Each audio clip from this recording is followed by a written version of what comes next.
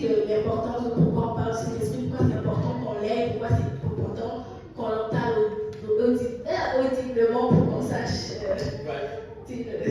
Voilà. Donc là, elle vient de rappeler un verset clé. Amen. Quand il s'agit du Seigneur Jésus-Christ, on n'a pas besoin d'ajouter beaucoup d'explications. On prend ce qu'il a dit parce que c'est lui le Seigneur, c'est lui le directeur, c'est lui qui donne la direction. Amen. Dans Jean chapitre 3, il déclare à Nicodème qu'il faut naître de nouveau. Mais qui est Nicodème? Nicodème, la Bible déclare que c'est un docteur de la loi. C'est-à-dire c'est quelqu'un qui explique déjà la parole de Dieu aux gens. Mais il expliquait l'Ancien Testament. Mais Jésus était arrivé à une époque où les gens pouvaient passer à un autre niveau. Amen. Donc il lui dit qu'il faut que vous naissiez de nouveau. Donc quand il parle de naître de nouveau, ça veut dire que beaucoup de choses doivent changer. Amen. Il dit si tu ne nais pas de nouveau, tu ne peux voir le royaume de Dieu.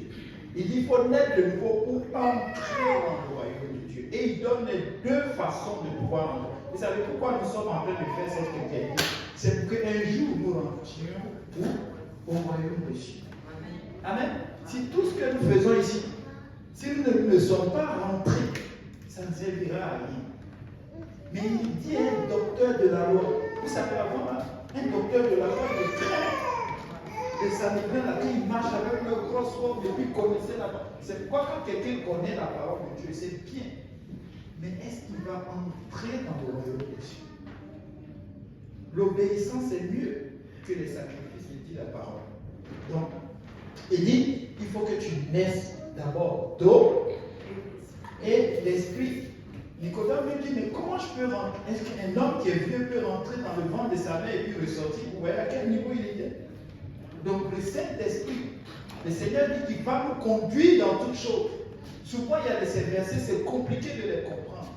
Mais c'est pourquoi le Saint-Esprit, c'est comme l'Esprit de Dieu qui souffle sur toi. La Bible nous dit qu'ils ont quoi? Le livre de Timothée nous dit que c'est poussé par le Saint-Esprit qu'ils ont écrit de la part de Dieu. Poussé par l'Esprit.